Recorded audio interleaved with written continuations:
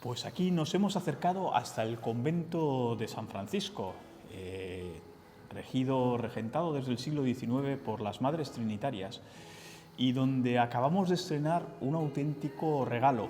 Hoy ya le han puesto incluso un calificativo y han dicho que la Capilla Sixtina de Laredo va a estar custodiada por las Hermanas Trinitarias, por la congregación, y estamos, por supuesto, con el artífice, con Javier Hoyos Arribas, con el que hemos querido quedar ya fuera de ese ruido de la inauguración, porque ha estado muy concurrida y teníamos curiosidad para que nos hiciese una visita más especial, más particular a esta gran obra de arte, y nos vamos a poner en sus manos, no sin antes darle la enhorabuena, porque menudo trabajo, Javier. Muchas gracias. ¿Un trabajo de cuánto tiempo estamos hablando? Pues con la preparación y el trabajo a pie de obra habrán sido a lo mejor 3 o 4 meses. 3 o 4 meses. Sí. Ya nos va a explicar además con una peculiaridad, porque estamos hablando de una técnica pictórica, la clásica, ¿no? La Fetén. Sí. Yo me iba al Renacimiento, pero le he escuchado a Javier que Sí. me quedo corto. Es mucho más antigua. Recientemente se han descubierto los primeros frescos que se conocen en la historia, que están datados en el año nada menos que 6000 antes de Cristo.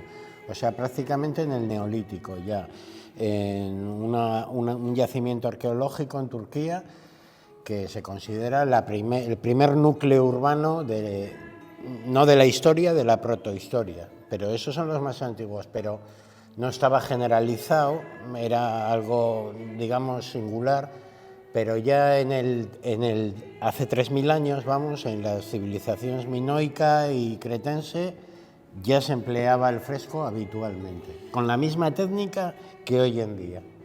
Con la diferencia de que contemporáneos como Javier, contados con los dedos de la mano, que puedan plasmar este arte, ¿verdad, Javier? Sí, hay muy pocos, no solo en España, sino en el mundo, porque estamos en la época de lo rápido, ahora se lleva a acabar pronto. Este es un trabajo muy laborioso y es algo que no se lleva hoy en día.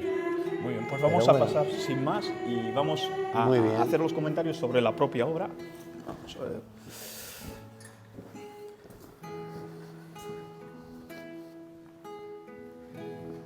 Y bueno, una vez que estamos dentro, el primer golpe de vista, o sea, en este sotocorro, yo he aprendido la palabra. Sotocorro, sí. Sotocorro, ¿no? La parte que está justo bajo precisamente el coro, en la parte justo enfrentada al altar mayor, al altar principal. Aquí está esta obra que vamos a empezar a desmenuzarla. Primero vamos a contar un poco su sentido global y de dónde viene el encargo, que también es importante. Creo que aquí tenemos un mecenas a quien también hay que reconocer. Entonces, Javier, todo tuyo. Pues sí, aquí digamos que, para decir la verdad, el primero que tenía la idea era Miguel Ángel Montes, el arquitecto emérito de Laredo, que quería pintar un mural en esa pared. Lo que pasa es que esta pared tiene parte de pladur, entonces no era apta para la pintura al fresco, porque para el fresco se necesita bien una pared de piedra o bien una pared de ladrillo macizo. No puede ser una pared revocada como era este mismo caso, con varias capas de pintura plástica. Entonces hubo que picarla entera. Encargué a unos albañiles que quitaran todo el revoco antiguo, dejaran la piedra vista para poder empezar desde cero. Y bueno, esto, como bien dices, es, digamos, financiado por José Martínez Revuelta, un laredano que estuvo en México, hizo fortuna, entre comillas, y ha querido hacer una donación, digamos, al pueblo de Laredo. Perfecto. Y entonces, pues nada, si queréis que os explique, digamos que al principio la idea era que el mural fuese relativo a San Francisco, pero las monjas trinitarias, en virtud del carisma de su orden, pensaron que era mejor dedicado a la Santísima Trinidad. No obstante, tanto el mecenas como Miguel Ángel Montes, que colaboró mucho, digamos, en el proyecto, pensaron que San Francisco tenía que estar, y de hecho, pues ahí está. Y también San Juan de Mata, que es el fundador de la Orden Trinitaria, porque es como un tributo a las monjas trinitarias que son, digamos, las que mantienen de momento el convento. Y entonces, en lo demás, pues casi ha sido todo libre, como he explicado en la inauguración, va surgiendo poco a poco, es una cosa más de sentimiento que de racionalidad. Pero vamos, el ánimo pedagógico o catequético está presente y se identifican muy bien los elementos, ¿no? Vamos un poco, si quieres, Javier, a desgranar los elementos centrales, los personajes, por así decirlo, los protagonistas de este relato, porque al final se nos está contando, o como decía también Juan Luis, que ha resaltado, ha puesto el acento en esa invitación a la contemplación, ¿no? Porque sí.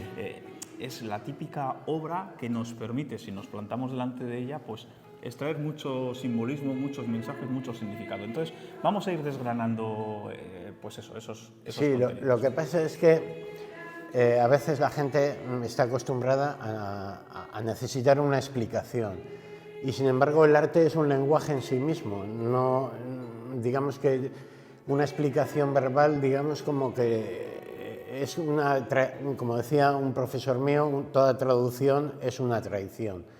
Entonces, sí tiene mensaje, pero es un mensaje, digamos, lento, de poco a poco, de ver muchas veces.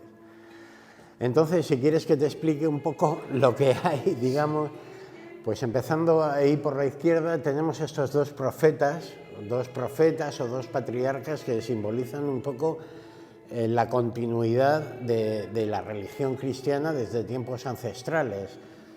Tiene un texto que yo elegí, digamos, más que nada por sentimiento. Viene a decir que entre el texto y lo que sigue después, que no está escrito aquí, que a Dios no se le puede alabar, digamos, en justicia porque siempre supera todas nuestras expectativas. Y eso a mí me llegó también porque, claro, tú tienes que pintar la Santísima Trinidad, la gloria de Dios. ¿Y quién puede pintar la gloria de Dios? Es como que ahí hay una limitación humana que no puede llegar a manifestar esa grandeza. Y por eso me gustó ese texto. Dice al final, el resumen de todos nuestros discursos es que Él está en todo. Luego también pues tenemos una representación digamos, como del pueblo devoto de distintas edades, laicos, los dos santos. San Francisco está con el famoso lobo de Gubbio. Es un episodio de su vida en el que había un lobo terrible que mataba el ganado y mataba incluso personas, y entonces todo el pueblo estaba aterrorizado. Y San Francisco se ofreció para solucionar el problema y se acercó al lobo y todo el mundo le decía que era un loco, era muy peligroso, pero con su mansedumbre, pues eso, amansó al lobo y hizo que el pueblo lo cuidara, lo diera de comer y lo tuvieron ya como una mascota. Al hermano lobo. El hermano lobo, famoso hermano lobo, claro. Y luego tenemos una monja, también las monjas querían que hubiese como una representación de ellas, por eso pues elegimos una de ellas y se puso de modelo. Todos son modelos, gente que voluntariamente ha querido, digamos, posar y que son un poco adecuados a lo que yo quería expresar en el dibujo. Tenemos estos enfermos y gente que representa un poco, por ejemplo, el anciano, la soledad de los ancianos, gente desesperada, bien con crisis espirituales o niños abandonados, y siempre, claro, hay que reflejar lo invisible y eso es muy difícil. Entonces ponemos unos ángeles, esta vez sin alas, porque esto de las alas, la verdad, es como que ya es demasiado antiguo, me parece a mí. Teníamos a San Juan Mata, que esta mañana también nos has comentado, ¿no? El detalle, aparece con unos grilletes, no va a detener a nadie, no va al contrario. Al contrario, claro.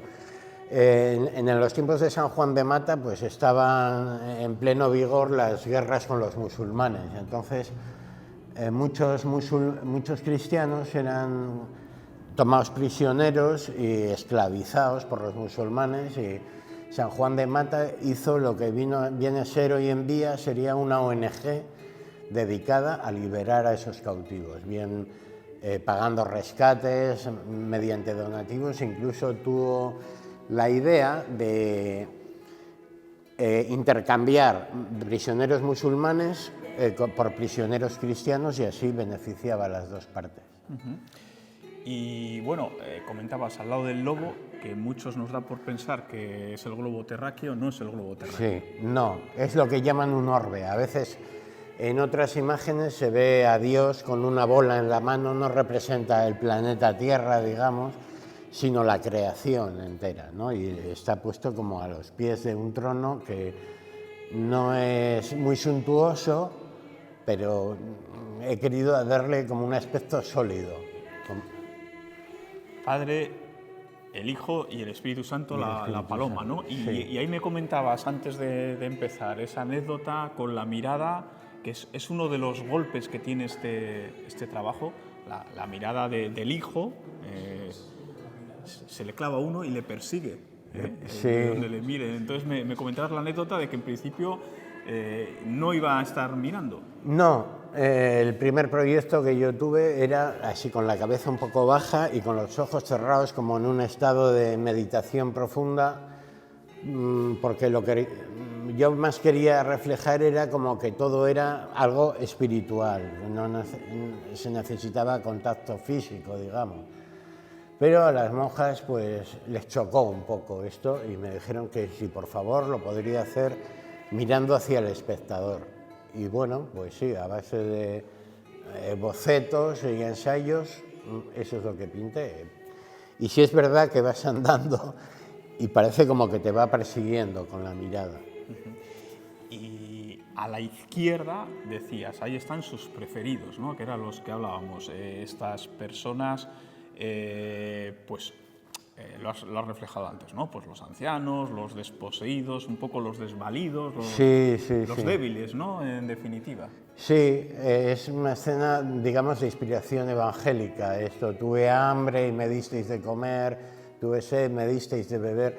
Y un poco, pues es eso, es, digamos, la humanidad sufriente, una representación.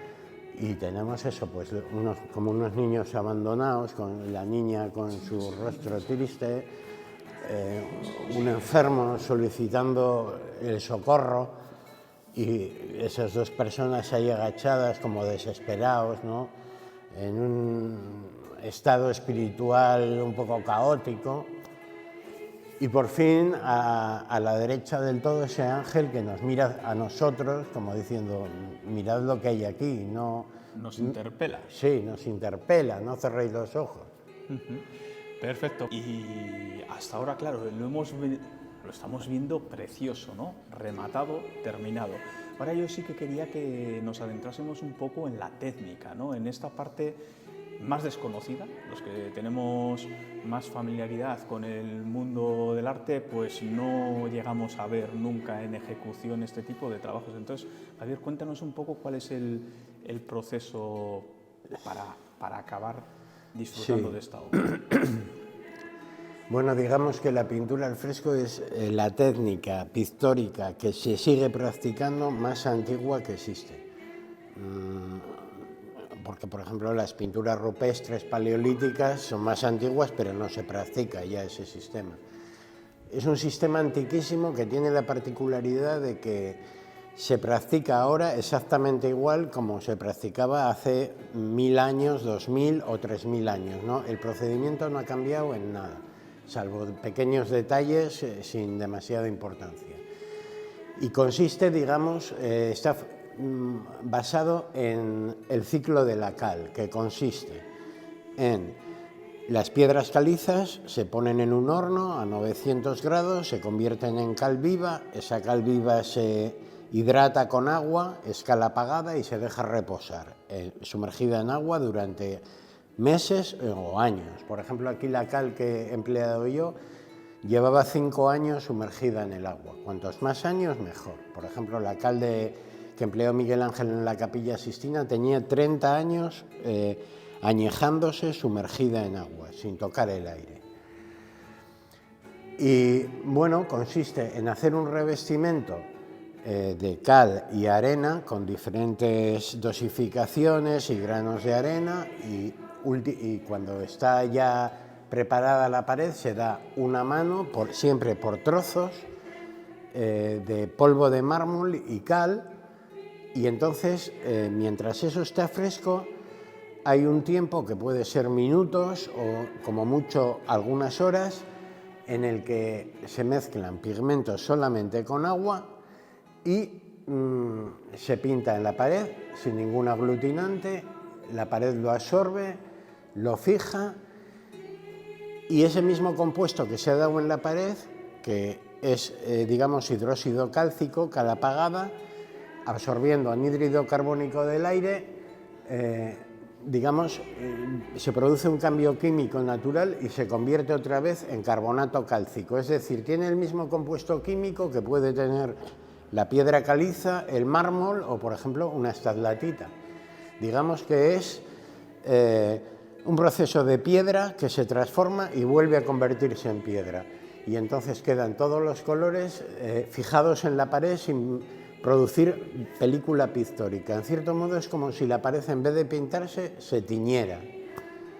Y claro, aquí viene la madre del cordero. Esto implica, Javier, que tú tienes un tiempo muy concreto antes de que eso frague, podríamos decir, antes sí. de que se vuelva a piedra, ¿no? Entonces, cuéntanos un poco cuáles son esos tiempos y a lo que te obliga entonces. Sí, bueno, no solamente es a la hora de pintar, sino que se dan varias capas, primero con arena gruesa, luego una arena media y luego al final polvo de mármol, y cada capa incluso también hay que darla cuando la otra todavía no ha secado, digamos, porque al secar, digamos, carbonata se forma una película cristalina encima y ya no pega nada encima, es muy peligroso seguir la obra así. Entonces hay que ir haciéndolo por trozos, no se puede, digamos, revocar todo de golpe y luego la segunda mano toda de golpe, sino hay que ir por trozos, siempre procurando que esté fresco, por eso se llama así, claro, lo de abajo. Y sobre todo la última capa, que es la más importante, donde se va a pintar, también solamente admite la pintura cuando está fresco, que a lo mejor puede ser una hora, hora y media, y entonces, claro, no puedes excederte en el enlucido porque si no se va a secar y no te va a dar tiempo. Y al día siguiente ya la pintura no agarra, no se puede estirar,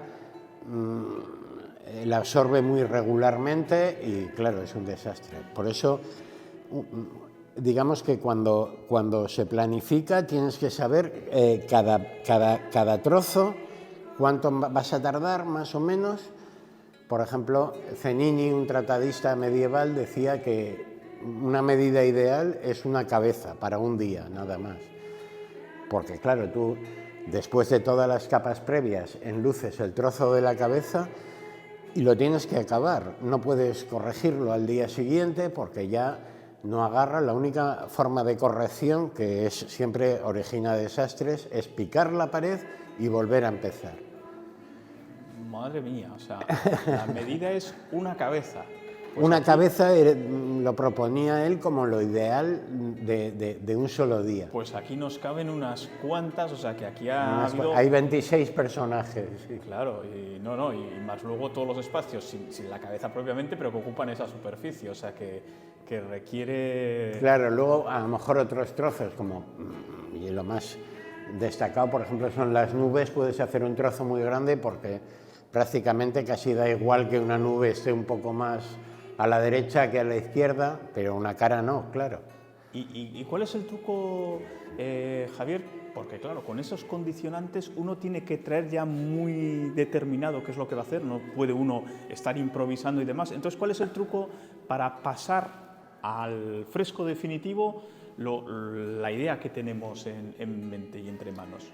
Sí, para hacer un fresco tiene que estar todo bien planificado. Tienes que tener un boceto a escala y digamos, otro con un papel con todas las medidas, no solo la medida de las figuras, sino la separación de la pared, la separación entre grupos y entre personajes.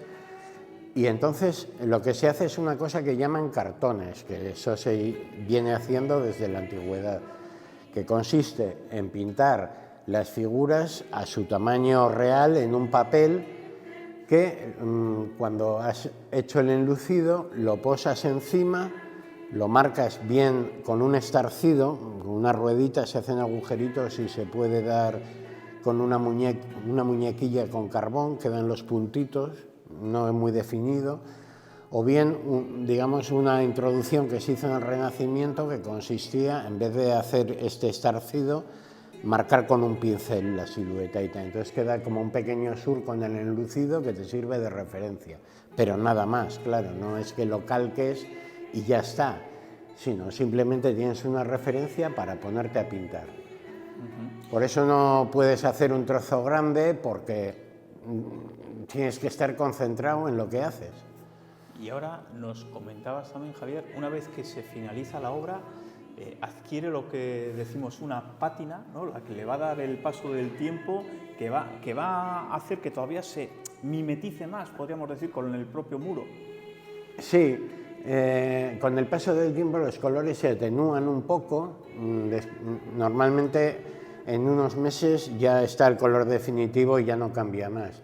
Pero sí que se nota de la pintura dada en reciente, después de 2 o 3 meses, que los colores han bajado un poquitín de tono, entonces digamos que se iguala.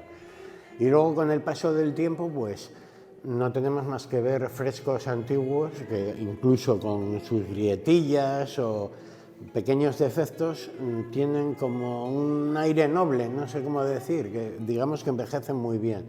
No es como otro tipo de pinturas, por ejemplo el acrílico, que puede descascarillarse o descamarse. Eso no va a pasar nunca porque aquí digamos que no hay capa de pintura, está todo integrado en un solo bloque en la pared. Sí, cuéntame. Sí, no, digo que entre la primera idea que tienes y lo que sale después va cambiando mucho, porque por ejemplo, yo al principio, como me vine arriba, vamos a decir así, quería poner todo el cielo poblado de ángeles, hasta que se vienen de muy lejos, pero luego decía Apelles, que era, digamos, el pintor más famoso de la antigüedad clásica, que lo más importante que enseñaba a sus alumnos era a no exagerar. Y yo pues seguí ese consejo y dije, mira, no vamos a llenar por llenar, vamos a poner un par de ángeles ahí flotando y se acabó. Y como eso, pues también lo del Cristo, lo de sus ojos, hay cosas que vas cambiando, digamos, pero llega un momento que cuando ya estás a pie de obra ya no puedes cambiar nada, no hay lugar a la improvisación por esto que decimos de los tiempos. Si das una mano del enfoscado y al día siguiente tienes pensado dar en el lucido, no puedes esperar mucho más, pues no puedes ponerte a pensar y a hacer bocetos a ver qué pintas, lo tienes que tener ya todo bien perfilado. Digamos que esa es la dificultad esencial del fresco. Y luego, bueno, aquí por ejemplo se han utilizado casi 1.500 kilos de materiales, o sea, es bastante.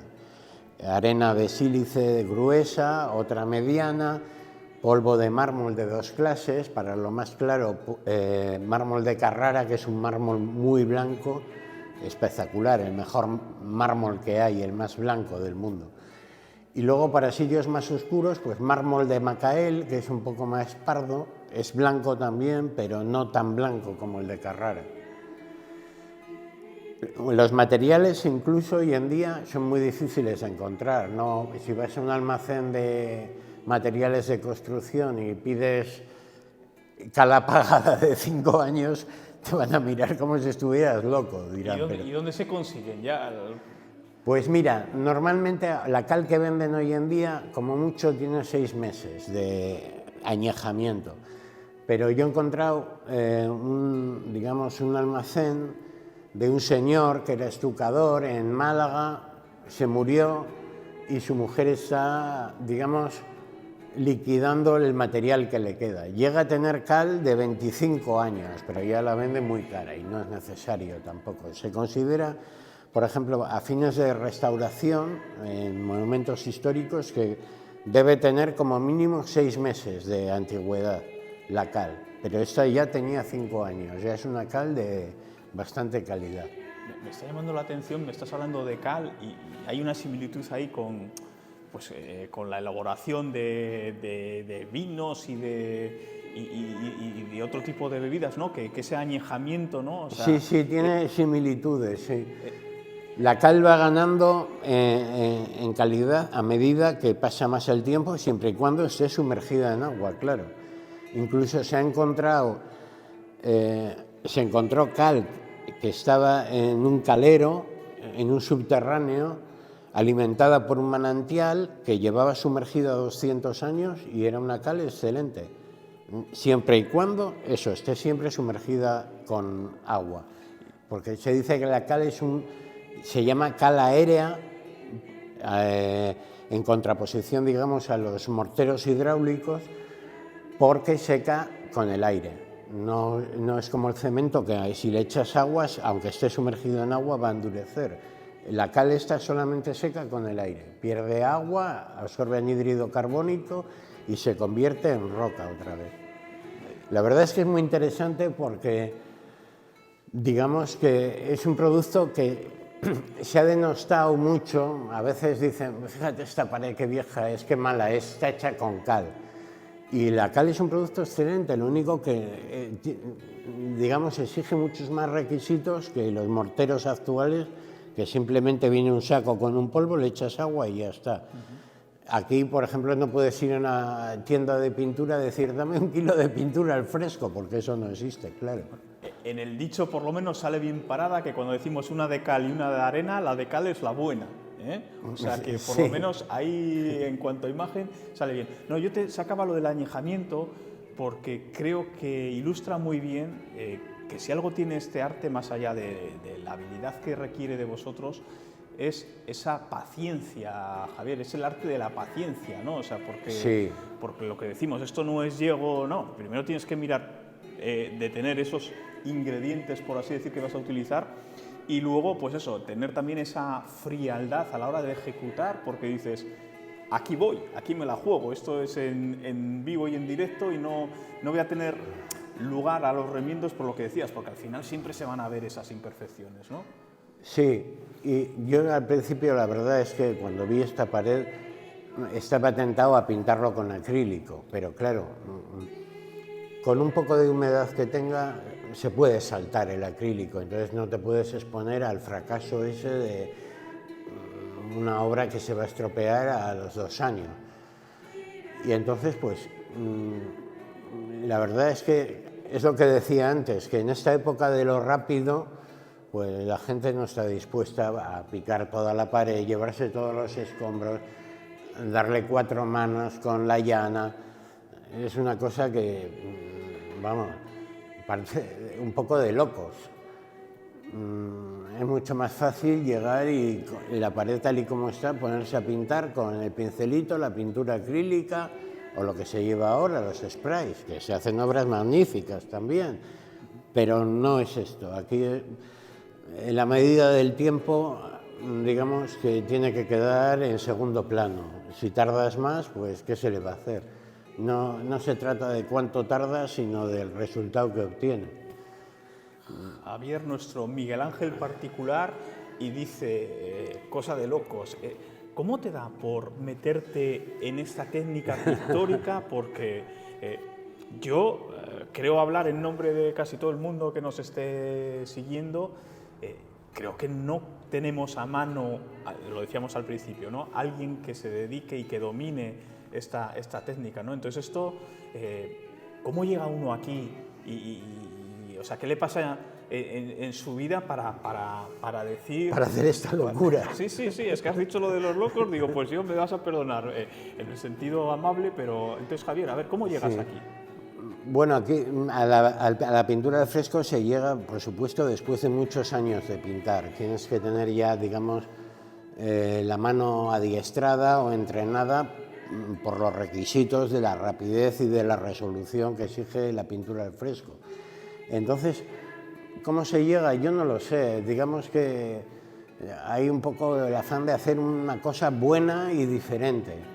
Y entonces, pues todo el mundo ahora pinta con sprays y cosas así, pero a mí es que yo soy muy tradicional, me gustan las cosas antiguas y bien hechas. En la pintura al óleo, por ejemplo, también procuro emplear los métodos que han proporcionado buenos resultados durante siglos. No se trata de innovar por innovar, que es como una fiebre que tiene ahora el arte, ¿no?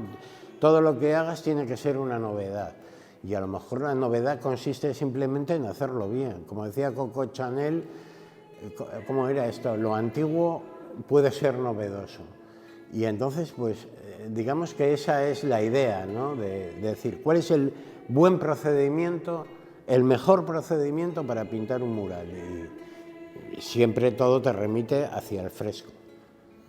Es una cosa que está al borde de la extinción, la verdad, la pintura al fresco. En el mundo debe haber, contados con los dedos de la mano, gente que se dedique a esto. Pues porque es mucho más fácil lo otro, pintar con acrílico o con otro tipo de pintura más rápida que no exija tanto trabajo y tanta elaboración. Y Javier, ya para ir cerrando, en esta obra juegas, y nunca mejor dicho, en casa porque es tu Laredo, y en casa también porque tienes un vínculo familiar, un arraigo con nuestra querida Conchita. Sí. Entonces, era tu tía, ¿no? Era mi tía. Era sí. tu tía. Durante muchos años, pues la superiora, la priora de aquí del convento de las Madres Trinitarias. Entonces, supongo que esto le da un plus de cariño a la obra, ¿verdad, Javier? Sí, es cierto. Además, mi tía Conchita se portó como una madre conmigo porque yo me quedé sin padre de niño y sin madre a los 17 años y ella se portó conmigo como una madre e incluso tengo vínculo afectivo con toda la comunidad de las monjas. Todas son, digamos, amigas y como de la familia. En esta iglesia me casé incluso. Entonces, pues sí es verdad que eso pesa, digamos, ¿no? Es una cosa que te llega al alma. No puedes venir aquí en estas circunstancias pues a hacer algo mediocre, que no es que sea una obra maestra, pero por lo menos hay que intentar que quede lo mejor posible, claro. Y que sea duradero, por supuesto. Y esta pintura, por lo menos, tiene fama de ser la más duradera de todas. Me decían las hermanas que para acondicionar lo que ahora se utiliza también como albergue de peregrinos y demás, que habían recibido unas instrucciones sobre recuperaciones, trabajos en madera, trabajos en distintos materiales de nuestro invitado de hoy, de Javier Hoyos, o sea que de alguna manera me daban a entender, dice, nos puso, si se permite la expresión, nos puso las pilas, hemos aprendido, y allá estaban ellas muy orgullosas de que se veían cada vez más autosuficientes, y eso pues te reconocían a ti el mérito. Sí, a mí y para ser justos a mi mujer también debería ser. Sí, porque ellas pues siempre estaban, digamos, con miedo y contratando gente y nosotros vimos que tenían la posibilidad de hacer cosas, por lo menos las fáciles, incluso mucho más.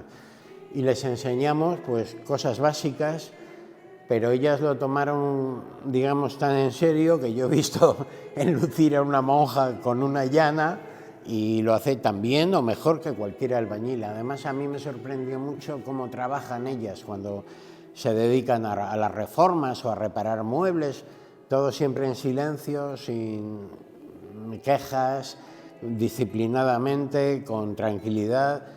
Y la verdad es que a veces parece que cualquier contratista estaría deseando tener trabajadoras así. Sí, hemos enseñado muchas cosas, sí, a las monjas, porque también ellas pues tienen que ahorrar, en cierto modo, porque mucha gente cree que viven, no sé, o bien del Estado o bien del espíritu, pero ellas, claro, necesitan trabajar, como todo el mundo.